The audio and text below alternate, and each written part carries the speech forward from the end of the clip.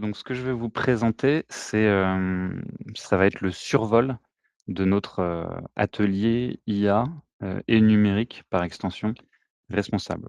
Donc dans un premier temps et normalement ça dure, 2 heures, on va vraiment approfondir, prendre conscience et approfondir, les externalités négatives de l'IA. C'est le côté un petit peu, négatif de la chose, hein, mais faut pas le prendre comme un bloc, comme une réticence. C'est juste que pour avancer en conscience, il faut connaître ces choses-là. Et après la deuxième partie, c'est maintenant qu'on a cette prise de conscience, comment on développe nos cas d'usage et comment on intègre l'IA tout en conservant, cette, clairvoyance. Donc la première partie, ce sera je vais l'animer et la deuxième partie, ce sera Jonathan qui est vraiment expert IA, moi étant, plutôt expert RSE climat énergie. Mais pour commencer, dans une démarche RSE, cette prise de conscience et le cadrage d'IA, il peut arriver à tout moment. Soit il arrive au début de la démarche RSE, donc on le cadre, c'est parfait, on le déploie de manière maîtrisée et on l'intègre par exemple dans son bilan carbone et dans son reporting. Soit on est déjà assez mature en RSE, on a déjà un bilan carbone, on a déjà même une trajectoire de transition et ben, cette nouvelle technologie et son usage intensif peut, en plafonner les objectifs et du coup, disrupter cette stratégie de transition. Donc voilà, il y a 2, soit c'est au début, c'est cadrage, soit c'est, au milieu, voire vers la fin et il y a un petit peu une mise à jour à faire avec, cette technologie disruptive. Donc, partons sur, cette première partie. Donc comme je vous ai dit, normalement, ça dure plusieurs heures. Donc je vais vraiment la bombarder. On va aller très, très vite et comme ça, Laurent aura toutes les infos. Gardons les questions pour la fin. On va se laisser une place à l'échange parce que c'est vraiment ça, hein, aujourd'hui, ça fait beaucoup parler. Donc allons-y. Alors l'IA, c'est l'intelligence artificielle, ça sert à la résolution de problèmes complexes, compréhension du langage naturel, apprentissage à partir de données, reconnaissance d'images et de sons. C'est vraiment ces 4 briques qui font, l'IA. Ça a commencé, dès 1940, avec l'informatique en fait. Quand on parle d'IA, l'IA c'est l'aboutissement d'un processus et d'un progrès autour de l'informatique et l'algorithmique. Et ici on va citer une femme, Ada Lovelace, qui conçoit un modèle de calcul mathématique sur fiche cartonnée, c'est le premier algorithme. Ensuite, voilà, il y a eu, beaucoup d'intérêt pour ça, c'était, la science-fiction des années 70. Ensuite, il y a eu un hiver, bah oui, il y avait pas encore internet, il y avait pas beaucoup de données comme il en existe aujourd'hui, donc on ne pouvait pas nourrir un IA suffisamment. Puis après, réseau de neurones, vectorisation du langage, on arrive sur la machine learning et enfin, à notre ère, le deep learning et l'IA modèle avec les représentations contextuelles, les modèles de langage et l'avènement de ChatGPT 3 qui nous a révélé ça aujourd'hui. Voilà, on connaît le narratif dominant, productivité, libération des tâches, ingrates, décision optimisée, climat sauvé par l'optimisation. Bon, après il y a la réalité derrière ces promesses. La productivité macro arrive, n'a pas encore explosé. Il y a beaucoup un effet vitrine où, c'est du gadget et il y a des standardisations massives où tout le monde utilise les mêmes outils, donc il y a pas vraiment de c'est plutôt une homogénéisation et c'est pas un vecteur de différenciation de compétition. On va faire un petit quiz pour se chauffer tous ensemble. Est-ce que vous pouvez répondre dans le chat? Je vous rassure, c'est assez simple. Qu'est-ce qu'on appelle pollution numérique? Est-ce que c'est l'air recraché par des ventilateurs d'ordi, la fumée générée par les pare-feux, ici on a une petite blague, et les émissions CO2 générées lors de la fabrication, l'usage et la fin de vie des appareils numériques? Oui, Charlène, bravo! Et oui, c'est vraiment la question qui amène au fait que s'il y a vraiment la fabrication, l'usage et la fin de vie de l'IA comme des appareils numériques, c'est vraiment à prendre en compte. À quel moment de leur vie les appareils numériques sont-ils les plus polluants? Justement, fabrication, distribution ou utilisation? OK, on retente utilisation, numéro 3, c'est plutôt fabrication et effectivement et on va le voir, 60 des impacts environnementaux du cycle de vie complet d'un hardware numérique, ça se passe dans sa fabrication et on va le voir. Donc voilà, c'est vraiment le but de cette présentation aussi, c'est de révéler les impacts RSE numériques et IA qui sont ici illustré par le sac à dos numérique et cet iceberg qui montre qu'un ordinateur et son utilisation, c'est la face immergée. En fait, il y a toute l'énergie fossile qui a été nécessaire à l'extraction des minerais, la fabrication sur ligne de montage, toute la logistique pour passer par les différents pays, les minéraux qui ont été exclavés pour arriver à sortir les métaux nécessaires et les milliers de litres d'eau douce pour, les gravures, les choses, toute l'eau nécessaire à ça. Donc voilà, il y a un énorme, sac à dos numérique, sac à dos écologique, associé au numérique. Et donc le hardware, on le comprend, c'est le principal levier et le hardware, c'est pas seulement votre terminal. C'est votre terminal utilisateur, ça peut être votre smartphone, ça peut être votre PC, mais c'est aussi le data center qui, à l'autre bout de la ligne, fait vos calculs ou store vos données ou même, avant l'IA, ce qui posait, ce qui a fait exploser les data centers, c'était surtout le vidéo on demand, les Netflix, tout ce qui est le streaming. Et enfin, ce qu'on oublie, c'est justement la ligne entre les 2, l'infrastructure réseau. Donc ici, voilà une étude qui montre la répartition sur les 3 tiers. Les terminaux, c'est ce qui fait, c'est ce qui prend le plus de place parce que, on les remplace notamment assez, fréquemment, mais les data centers et les réseaux sont pas du tout à ignorer. Les data centers, ici, ce sont, une ancienne, enfin ancienne, les choses vont très vite. Donc cette étude à 2 ans, c'était avant que les data centers explosent. Donc, si on parle d'une IA, il y a aussi un cycle de vie horizontal. C'est-à-dire que l'IA, dans son usage et sa maintenance, c'est une partie de l'énergie utilisée. En fait, il y a aussi la partie invisible, conception, codage, et cetera, entraînement qui peut, les dernières études que je regardais, un entraînement, ça coûte, 10 millions d'euros. Donc, il y a ça et c'est que de l'énergie, donc ça suggère, l'intensivité énergétique pour réaliser l'entraînement d'un modèle, le déployer sur serveur et intégration et après l'usage. Donc ici, 20 à 80, ça, c'est une belle fourchette, hein. Alors 20, c'est, l'entraînement quand on parle de ChatGPT, de Claude, parce que c'est très, très, très utilisé. Donc forcément, le côté entraînement est tassé par l'inférence, par l'usage. Mais quand on parle d'un modèle beaucoup plus modeste, pas connu, très peu utilisé, en fait, c'est l'entraînement qui peut être 80 de l'impact environnemental. Voilà pour ça la fourchette, ça dépend énormément du type de modèle et de sa popularité. Donc quand on parle d'impact environnemental, il y en a plusieurs et on va commencer par le GES, donc gaz à effet de serre. Pour remettre les ordres de grandeur, quand on fait une image de haute définition, ça consomme autant d'énergie qu'une recharge complète de smartphone. Donc c'est assez significatif, c'est vraiment pas anodin.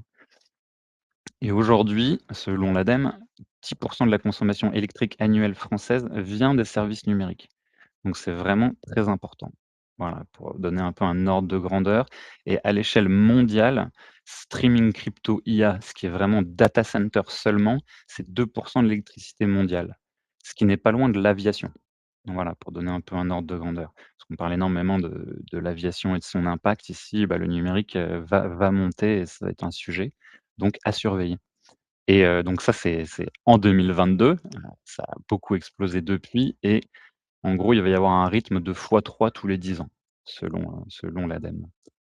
La demande électrique des infrastructures augmente vite. Et qu'est-ce que ça veut dire, que ça demande de l'énergie? Ça peut être grave ou pas grave. Est-ce que c'est grave en fait, docteur? En fait, c'est un petit récap fondamental. Hem, la total energy supply dans le monde, ici, le charbon pour un bon, 25. Ensuite, le gaz naturel pour un autre 25. Le pétrole pour un bon 30. Et après tout ce qui va être plutôt, à impact neutre ou très bas carbone avec nucléaire, biofuel et tout ce qui est sustainable. Par contre, en émissions de greenhouse gas, le charbon, c'est 45. Donc, 1 kWh créé par charbon, ça émet beaucoup, beaucoup plus que, 1 kWh par nucléaire qui n'existe pas même en greenhouse gas emission.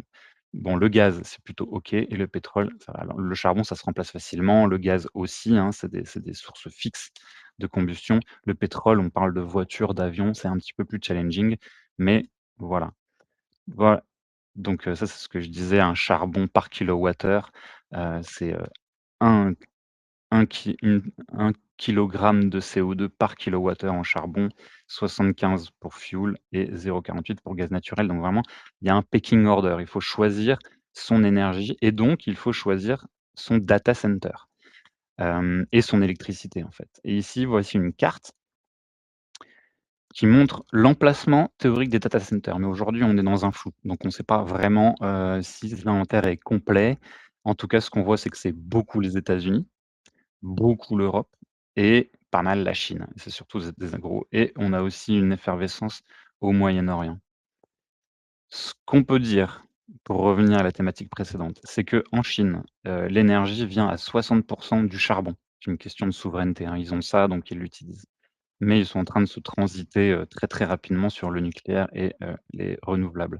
Donc si on utilise, une IA chinoise qui marche sur data center IA, on a un fort impact environnemental, de l'énergie utilisée. Aux États-Unis, un petit peu le même un petit peu le même combat parce que c'est très fossile, mais on a quand même beaucoup moins de charbon et du naturel gaz qui est 2 fois moins émissif que du charbon pour la même quantité énergétique et pas mal de nucléaire et une suite, renouvelable. Donc un peu mieux. En Europe, bien sûr, on se connaît, il y a pas un message dominant, il y a plein de choses, diverses et variées. En tout cas, on voit ici un graphe très intéressant, mais on n'a peut-être pas le temps, mais ça montre un peu l'utilisation de data centers, en valeur absolue par pays et le point jaune, c'est la part de l'énergie du pays dédiée aux data centers et on voit que l'Irlande, par exemple, il y a, 20 de son enfin 17 de son énergie qui est dédiée au data center. Donc voilà, ça fait monter les prix et le public peut, ne pas être, tout à fait satisfait de cette externalité. Et après en termes de bah, parlons d'Irlande du coup. L'Irlande était très, très wind, quasiment 100 et en fait avec cette émergence et ce besoin énergétique, ils ont relancé, le consommation de gaz naturel. En France, on a cette chance d'être, très décarboné parce qu'on a le nucléaire. Donc voilà, il y a beaucoup d'autres externalités au nucléaire, même si elles sont toutes explicables. Mais en termes d'émissions de gaz à effet de serre, c'est une chance, c'est un atout.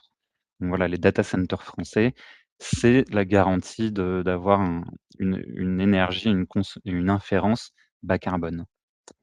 Ça, c'est pour les gaz à effet de serre. Maintenant, on va passer sur l'eau. La consommation d'eau, oui. Pourquoi? Quand? L'extraction minière, ça consomme beaucoup d'eau. La fabrication des composants pour les gravures et cetera, ça consomme beaucoup d'eau. On est sur 500 litres par gramme de circuit imprimé et l'utilisation des terminaux pour refroidir les data centers. Vous allez me dire: «L'eau, elle disparaît pas». Ah oui, bah oui, quand on se lave les mains, dans une rivière même, l'eau, elle reste dans l'écosystème. On l'a utilisée, mais ça n'a pas d'impact. Elle continue son cycle. Là, ici, on parle d'impacts vraiment locaux. Quand une mine pompe des millions de litres en amont, elle vide les nappes phréatiques, elle impacte les communautés, elle peut créer des pénuries et un data center, c'est un peu le souci aujourd'hui, c'est que quand on s'installe quasiment en rase campagne, on vient utiliser toutes les ressources en eau locales qui n'étaient pas dimensionnées pour ça. Regardez ce matin dans les news, il y a un sujet, à Zagreb justement où ils se disent: «Mais attendez, on a besoin de l'eau pour nos stations thermales, pas pour les data centers». Donc ici, ça déséquilibre l'offre, la demande. Il y a une compétition qui s'installe sur l'usage de l'eau et ça peut, bah, comme aux États-Unis, c'est ça qui pose des soucis, c'est que ça fait monter le prix de l'électricité. Voilà pour l'eau. L'impact des minerais maintenant. Ici, une petite image qui est très parlante. En Afrique du Sud, voici, la mine. Il a fallu sortir tout ça pour récupérer, je sais pas, vous voyez ma souris, ce petit bloc de cuivre. Voilà, donc c'est une photo qui s'appelle, «Est-ce que ça vaut vraiment le coup?» sachant qu'on peut imaginer qu'avant bon, je grossis le trait bien sûr, mais avant c'était une jolie plaine avec Simba et tous ses amis, qui jouaient dans la savane, quoi. Voilà, après l'autre, une notion plus business, c'est que ces métaux, il faut les trouver et qu'il y a une pression sur le cuivre, hein. On voit que le cuivre s'envole. Là, j'ai pas, le dernier, prix de 2026, mais c'est vu comme, une matière, bientôt rare et il y a des stratégies d'adaptation qui se construisent autour de ça, hein, des entreprises pour qui notamment dans le câble électrique, qui ont besoin de cuivre absolument, ils mettent en place, une circularité pour se garantir leur approvisionnement et pas faire tomber leur business. Ensuite, on a la notion déchets, les DEEE, équipements électriques et électroniques.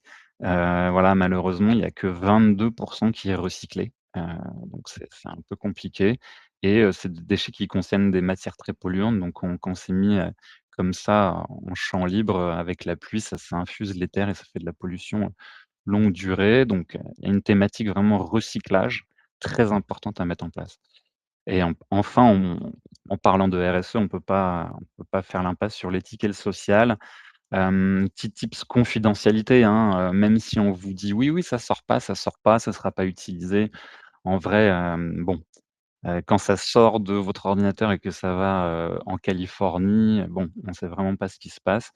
Il y a Lumo qui si vous devez parler de vos soucis de santé, si vous parlez de trucs très privés, Lumo, c'est, l'outil qui selon, les paramètres qui permettent de voir si, heu, c'est clean, où sont traités les données, qui finance le service et quelles sont les incitations économiques. Lumo, c'est plutôt pas mal et c'est plutôt safe, donc je vous invite à utiliser ça pour les trucs, très, très, très confidentiels. Ensuite, il y a une notion de confiance, opinion, démocratie et la phrase de Hannah Arendt qui est excellent.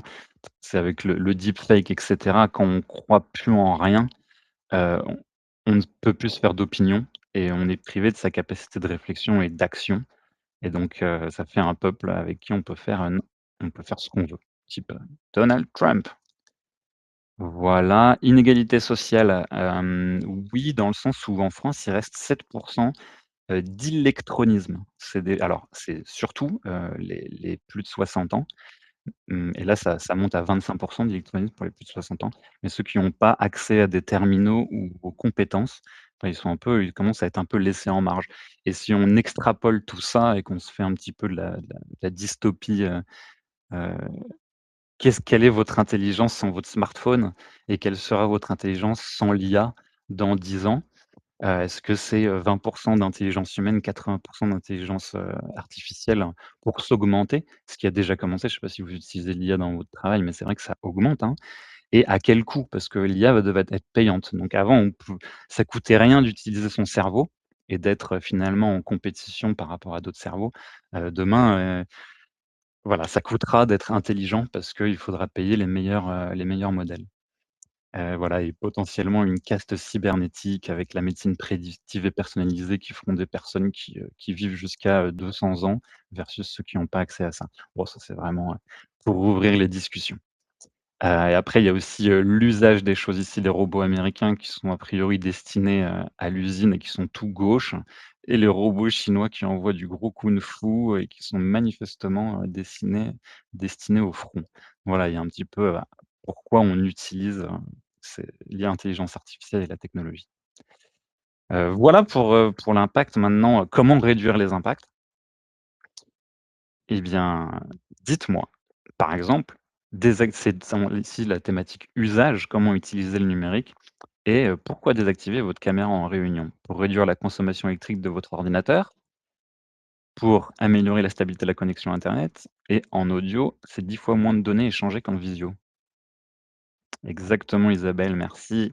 C'est tout à fait ça et en plus, en audio, c'est 10 fois moins de données donc ici, vous pouvez mettre en place, des standards. C'est-à-dire qu'on met en réunion, on se dit «bonjour» avec la caméra, mais quand on passe sur la réunion et on n'a plus besoin que la voix, on peut désactiver les caméras. Quand utiliser l'IA générative? Bah, dès que possible, c'est peut-être moins fiable, mais c'est super rapide. Quand c'est vraiment nécessaire parce que c'est super énergivore ou le plus souvent possible pour augmenter ma productivité. Bon, il y a pas trop de bien joué tout le monde. Quand c'est nécessaire, donc là, il y a vraiment, de la rigueur à s'imposer, hein, et pas oublier, nos qualités pour faire des recherches Google. Pareil sur les réunions puisque c'est vraiment le thème, là, on est en visio, l'enregistrement des réunions en visio. Quand c'est nécessaire, mais vaut mieux éviter, c'est indispensable ou est-ce que c'est pratique quand j'ai pas envie de prendre note? Ah oui, c'est quand même, beaucoup, beaucoup plus énergivore et ça prend beaucoup plus de place sur vos data centers d'enregistrer une vidéo que d'enregistrer du son, voire mettre le transcript. Nous, on met le transcript, ça suffit, c'est super. Voilà et qu'est-ce qui va avoir le plus gros impact? Se sentir concerné, en parler, s'informer, mettre en place des choses simples, un peu de tout? Vous le voyez venir? Évidemment, un peu de tout. Tout est important, hein, mettre même les choses simples, ça crée une dynamique, ça rend les choses plus évidentes et si on fait pas la chose simple, les gens questionnent le fait de faire quelque chose de compliqué, en disant: «Bah, tu fais même pas le simple donc pourquoi nous on ferait, beaucoup d'efforts?»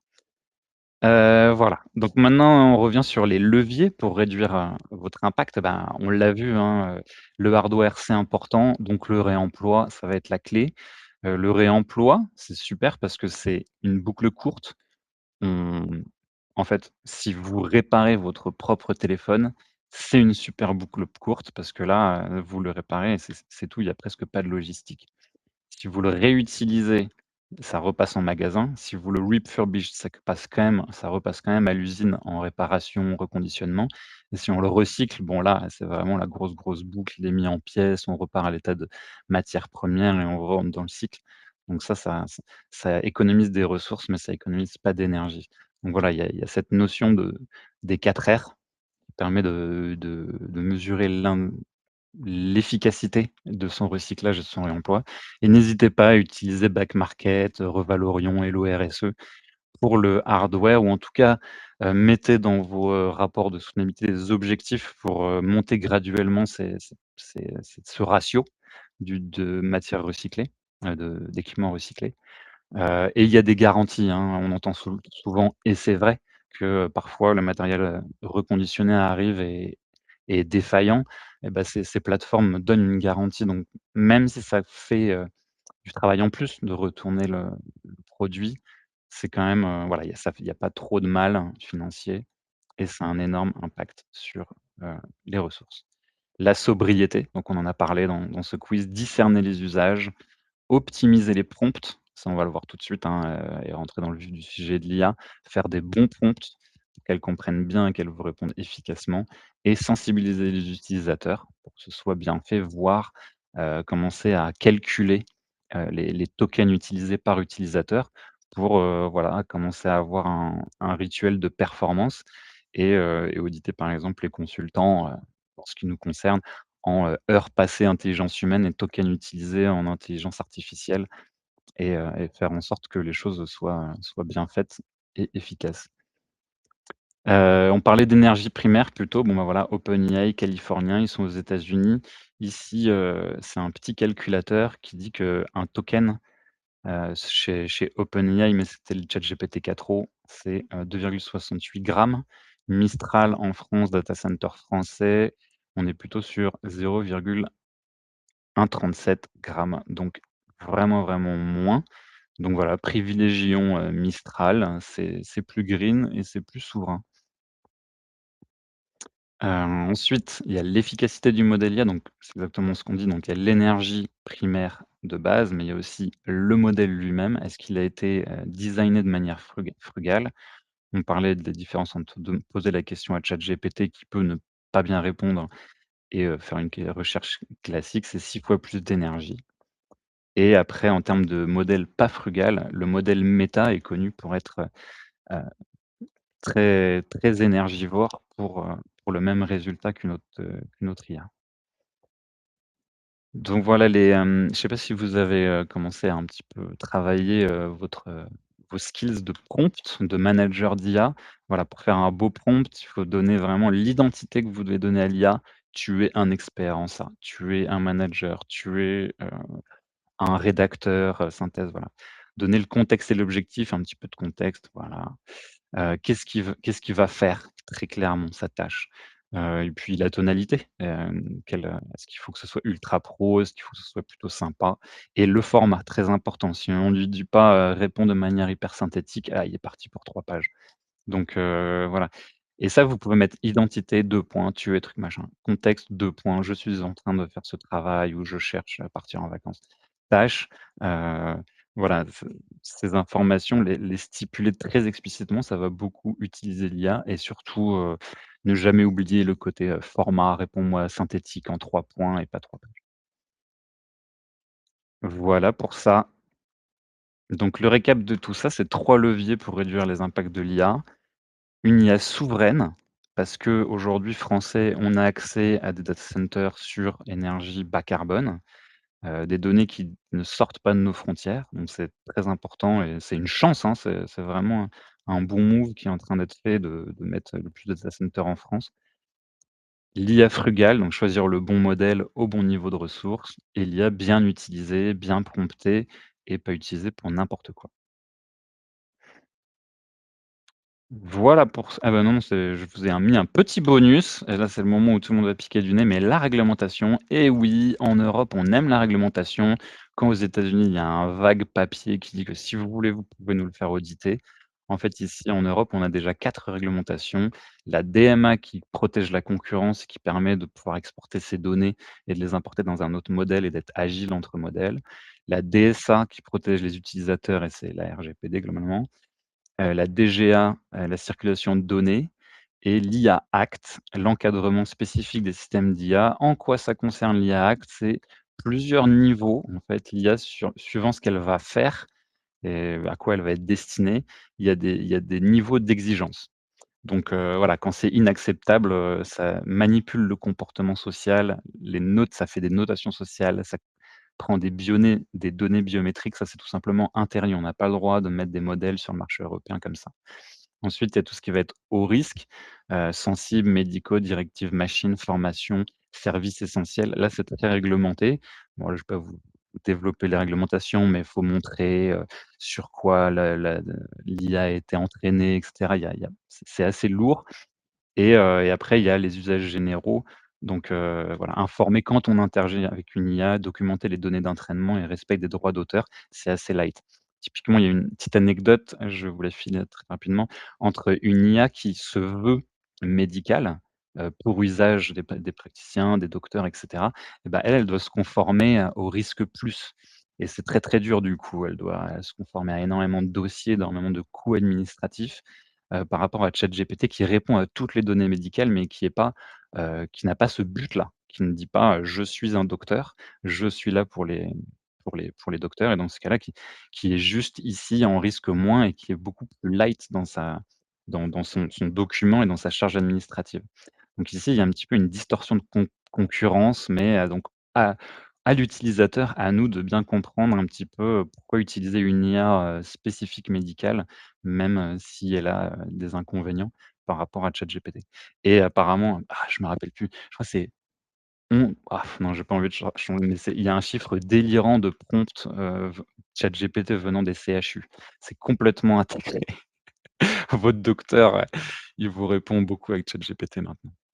Voilà, et si vous voulez plus loin dans le numérique responsable, il y a un label, le label NR, numérique responsable. Voilà, il y a une communauté, il y a un MOOC pour être, très avancé sur le truc, il y a une auto-évaluation, un audit et on obtient le label NR niveau 1. Après, il y a niveau 2 et cetera. Voilà, je vous ai fait, en 30 minutes le topo sur, voilà, quelque chose qui prend beaucoup plus de temps et on a le temps d'approfondir chaque étape. Mais, c'est l'overview des externalités négative de l'IA et maintenant on passe à la partie intégrer l'IA dans son entreprise. De rien Isabelle. Est-ce que, Jonathan, tu peux m'en dire Bonjour plus quand John, même? bonjour à tous. Ouais, Passons sur les sujets IA, comment on intègre ça dans son entreprise. Le but c'est de la session d'aujourd'hui en 30 minutes, c'est donner un overview de ce qui est possible, de ce qui est possible, pas possible, de où est-ce qu'on en est sur l'IA et comment on opérationnalise cela. Je commencerai par une stat intéressante que j'ai lue là, ce week-end. Il y a eu il y a 90% des projets IA qui échouent euh, quand les entreprises font ça par eux-mêmes. Mais lorsqu'elles se font accompagner par des experts qui ont l'habitude de, euh, de faire de l'intégration IA dans les process métiers, ce chiffre est complètement modifié et il y a 2 tiers des projets qui réussissent. Donc, ça montre vraiment que l'IA, c'est vraiment une nouvelle technologie complète qui est difficile à maîtriser. Et si on n'a pas l'habitude et on n'a pas les bons réflexes pour la mise en place, c'est voué à l'échec. Donc, un petit rappel de où est-ce qu'on se situe avec l'IA et qu'est-ce que c'est l'IA. On a eu au début des années 2000, dans les années 2000, juste de l'analyse de données, du descriptif, de l'analytique, de la business intelligence, tout ça, c'est des dashboards de données. Ensuite, on a eu l'introduction de la RPA. Donc ça, c'est des robots qui ont des tâches prédéfinies qu'on leur donne et un arbre des décisions à suivre. Et puis, il y a quelques années, il y a une dizaine d'années, on a eu l'avènement du machine learning avec des algorithmes qui existaient depuis les années 90, mais qui, par l'avènement des machines plus puissantes, ont permis d'utilisation de techniques plus complexes, type du clustering ou des algorithmes de suggestion. Là, je pense par exemple à l'algorithme de Spotify ou de Netflix. C'est un algorithme basé sur du machine learning. Et il y a quelques années, il y a 3 ans, on a vu l'avènement de l'IA générative. Génération de texte, génération de voix, de vidéos, d'images, à partir de données existantes avec des très larges modèles avec plusieurs milliards de paramètres. Et enfin, débute l'IA agentique, où là, on a une combinaison d'IA générative et d'analyse de données, de RPA, de machine learning qui sont inscrits dans des frameworks, dans des modèles où on a une autonomie complète ou partielle et une possibilité de prise de décision d'un agent, un peu comme si on penserait à un agent autonome, une personne qui serait dans notre équipe. Et c'est vraiment un game changer. Et ça, c'est très important de voir, ces piliers parce que c'est pas forcément l'IA agentique ou l'IA générative qui va être la solution à vos cas d'usage, hein. Quelque chose de beaucoup plus light qui va être de la simple automatisation, va avoir beaucoup moins d'externalités et va potentiellement résoudre votre problème, avec beaucoup plus de manière acupuncturale plutôt que de prendre la grosse massue. Et ça, c'est un expert comme Jonathan justement, peut faire cette analyse et vous dire: «Ah bah, pour vous, il y a vraiment pas besoin d'aller dépenser du token sur, un large modèle. On peut rester sur un automate, très light».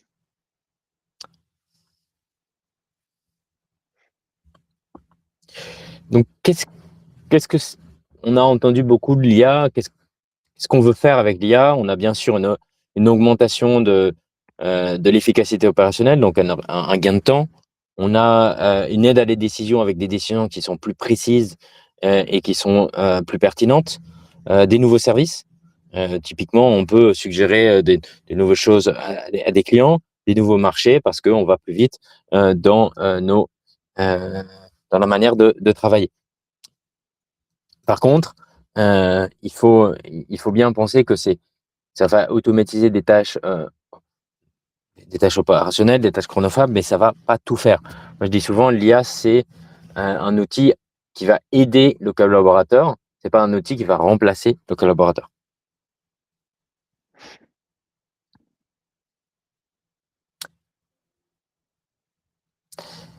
Hem, Très important, les critères de réussite et comment on réussit un projet IA. On a besoin de plusieurs composantes. On a besoin de process qui soient déjà clairement établis, ou sinon c'est un prérequis à débuter un projet IA. On a besoin de données, c'est très important. On a besoin de données pour pouvoir entraîner les modèles et avoir des réponses de qualité, mais pas que. Avoir une vision claire du management et un sponsoring fort, c'est nécessaire. Moi, j'ai vu un certain nombre de projets où tout le monde était emballé, mais on n'avait pas de sponsoring et donc c'est allé nulle part. On a besoin aussi de cadres juridiques, s'assurer que ce qu'on fait est conforme au RGPD, au IA Act, comme ça a été mentionné précédemment. Euh, et d'autres éléments, on a besoin d'avoir des bonnes ressources, de l'infrastructure digitale et autres. Donc, le sujet IA n'est pas un sujet uniquement IA, c'est un sujet de transformation digitale.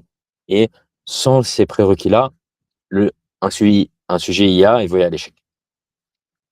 Et vous là, j'ai mis le lien si vous voulez faire votre petite autodiag pour voir un petit peu quels sont, si vous manque un prérequis pour un projet, successful. comme je le disais, les données, on en a parlé, l'acculturation, bien sûr, la co-création, on vient inclure toutes les équipes métiers, le sponsoring, je le disais à l'instant, les ressources, ça va de pair avec le sponsoring et un bon pilotage et la sécurité qui va bien. Allons un peu dans les cas d'usage. Donc là, souvent, j'aime bien découper, c'est un découpage de la BPI qui est bien fait. Il y a trois grandes phases quand on parle d'IA. Il y a la première chose, c'est tous les quick wins. C'est est-ce qu'il y a des éléments où rapidement, on va pouvoir déployer des solutions d'IA qui sont déjà présentes sur le marché. On va avoir juste à faire un peu d'intégration et ça va avoir un impact métier fort assez rapidement. Donc là, on a du traitement documentaire, on a du forecasting, on a des chatbots qui sont assez rapides à faire. Ensuite, on a tout ce qui est tous les projets critiques qui vont impacter le cœur du métier en réfléchissant à une autre manière de le faire. Et puis après, on peut aller un peu plus loin avec des projets disruptifs qui vont changer la manière dont les équipes travaillent, dont on recrute les personnes, dont même on pense l'organisation si on va un peu plus loin. C'est intéressant d'avoir ces trois idées-là parce que souvent on se dit ah tiens on va faire de l'IA, ça va être complexe, euh, on a peur d'implémenter, mais pourquoi pas ne pas juste commencer par les quick wins. Moi j'ai plein de quick wins, que ce soit si on veut augmenter les ventes avec en introduisant du géo, donc être mieux placé dans ChatGPT, Claude ou autre, que ça soit introduire des outils d'efficacité opérationnelle qui sont déjà construits, on a juste besoin de les connecter, de mieux former ses collaborateurs à l'usage de l'IA générative pour qu'ils aient vraiment de la plus-value à l'utiliser. Ça, c'est vraiment des quick wins qu'on peut mettre en place très rapidement et qui ont un retour sur investissement fort. Donc là je passerai, c'est des détails sur les quick wins, sur les projets critiques et ensuite les projets destructifs. C'est pour référence. Donc c'est voilà, ça c'est un petit peu l'archétype, mais Jonathan, il intervient chez vous sous forme vraiment d'atelier.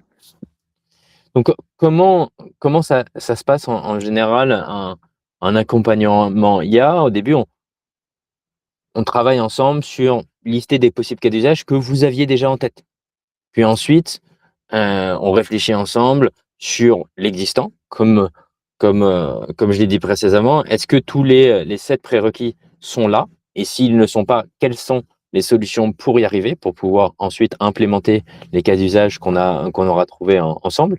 On met ensuite les prérequis techniques et les cas d'usage dans une matrice business pour déterminer le retour sur investissement. De même au niveau RSE. Et ensuite, lorsque ces 2 éléments sont approuvés, on avance et on construit nos plannings ensemble. Le but, c'est de commencer par un audit et cette augmentation. Ça dure 2 à 10 jours. Ça va vite. Le but, c'est de trouver, comme je le disais, les quick wins et avancer rapidement. Très important, les critères de choix, parce que parfois on se dit, moi j'ai envie de voir ce que j'ai vu à la télé pour mon entreprise, mais il faut vraiment retourner à la valeur business. Est-ce qu'on a un problème de chiffre d'affaires, donc on veut faire croître le chiffre d'affaires et donc on va se tourner vers des cas d'usage qui sont plus tournés vers la vente, ou est-ce qu'on a des problèmes d'efficacité opérationnelle, de coûts qui font manger notre marge et on va aller plutôt dans cette direction-là. Donc savoir où est le business, première chose. Est-ce qu'on a aussi les acteurs qui vont être en charge d'implémenter et de co-implémenter qui sont prêts? Donc l'acculturation qui va bien, la conduite des changements prête sur des sujets similaires. Donc ça, c'est le premier pilier. La deuxième chose, c'est est-ce que c'est complexe ou non? À quel point c'est complexe d'implémenter dans le cadre d'une entreprise donnée? Est-ce qu'on a les bons outils, les bonnes compétences, les délais? Est-ce que les intégrations au système sont ouvertes, sont prêtes? Et enfin, les données. Est-ce qu'on a des données de qualité? Et si on n'en a pas, comment on peut faire? Est-ce que la cybersécurité est considérée et est-ce qu'on va bien pouvoir connecter les systèmes entre eux. Et ça va assez vite de faire ces validations, mais c'est clé pour une réussite. J'ai déjà vu des projets où on avait deux des éléments, mais les équipes n'étaient pas prêtes à la conduite des changements. Et au final, on a construit un outil qui était génial, on avait les données, mais il n'a jamais été utilisé. Inversement, on peut très bien dire la valeur business est là, on a tout ce qu'il faut, on a les compétences et autres, mais on n'a pas la donnée. Donc en fait, en prérequis, on doit faire un premier projet, un pré-projet, qui est la collecte de données, la visualisation de données, qui va servir et qui, même sans l'IA, pourrait servir. Je pense que Voilà. j'en ai fini pour l'instant. J'aime bien laisser un petit peu de temps en fin de présentation pour des questions. Parce que l'IA, c'est nouveau, je peux vous donner plein de contenus, mais l'idée, c'est que vous me posiez vos questions avec un petit tour de table. Moi, pour rappel, je me suis pas présenté, mais ça fait 10 ans que je travaille dans le domaine de l'intelligence artificielle. Comme vous l'avez vu dans les premières slides, avant, je faisais plutôt du machine learning, de la data science, de la visualisation de données et de la RPA, avant de me mettre, il y a quelques années, à travailler sur les outils d'intelligence artificielle générative. Et, et donc, j'ai le recul nécessaire pour vous dire, en fait, n'allez pas sur cette technologie-là. Pour votre besoin, un dashboard de visualisation beaucoup plus simple fera l'affaire. Et donc voilà. Merci à vous tous. Nous avons une dizaine de minutes pour des questions. Exactement, comme promis, on tient le planning, 45 minutes de descendant et maintenant 15 minutes pour toutes vos questions. Quels sont vos projets? Dites-nous tout. On a Charlène, Isabelle, Jonathan, Samuel. Allez-y. Jonathan, l'expert, est là pour répondre à vos questions. Quel est le premier pas? Quel est le modèle? Si vous avez des questions sur Fable 5. Alors, c'est pas vraiment une question, je voulais juste remercier déjà pour la présentation. Là, j'avais rejoint vraiment ce webinaire plus pour challenger un petit peu les pratiques qu'on avait en interne et me dire qu'en fait, je réalise juste qu'il n'y a pas assez de sécurité qui ont été mises sur certaines données. Donc, merci d'avoir pointé ces informations et d'avoir montré la réalité avec certains chiffres. Mais avec plaisir.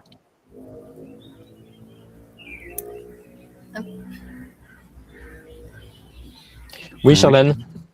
Oui, une petite question. On s'est déjà parlé rapidement avec John avant le webinaire. Merci beaucoup, c'était hyper intéressant. Et du coup, effectivement, moi, je travaille pour Attitude Hotel, qui est une entreprise B Corp, purpose-driven, et aujourd'hui au cœur des sujets d'IA aussi. Donc, on a à cœur aussi de ne pas faire de l'IA n'importe comment par rapport à nos engagements d'entreprise à mission. Et du coup, une de mes questions, c'était aussi par rapport à la mise en place de la transformation digitale, parce que moi, je suis responsable digital marketing, donc vraiment dans la branche marketing. Et aujourd'hui, l'IA, en fait, c'est global à une entreprise, en fait. Et je me disais aussi nous, on est en train de construire tout ça. Est-ce que c'est aussi pertinent de mettre en place un comité qui regroupe un peu les principales parties prenantes, voilà, du sujet, parce que il y a les équipes, mais il y a aussi des sujets de RGPD, des sujets de gouvernance d'entreprise, des sujets de transformation, des sujets HR, RH pour la partie formation. Du coup, est-ce que vous, c'est aussi quelque chose que vous recommandez, de pouvoir avoir un peu un groupe projet pour rassembler les différents métiers? Bien sûr, ça c'est quelque chose qu'on peut considérer en fonction de la taille de l'entreprise. Le comité, ça peut être 2-3 personnes du COMEX ou proches qui se réunissent une fois par trimestre ou une fois par mois sur ces sujets-là pour savoir quels sont les grands projets à mettre en avant. Sur les hôtels, j'ai plein d'idées et on a déjà fait des propositions à vos confrères sur les sujets de géo, comment on apparaît dans ChatGPT, parce que les gens maintenant ils vont plus sur Google, ils vont faire une recherche sur ah bah tiens, j'aimerais aller dans un hôtel à tel endroit. qui soit Bicorp, vous aimeriez apparaître en premier. Aussi au niveau forecasting, il y a aussi des choses à faire. Donc avec de l'IA, il y a plein de petits quick wins, comme je le disais, qui peuvent aller très vite et qui ont un retour sur investissement excellent. Ouais. Ok. Merci. Merci pour votre participation et n'hésitez pas à nous contacter pour toute question, on reste en contact. Merci à tous. Un grand merci. Bonne journée à tous.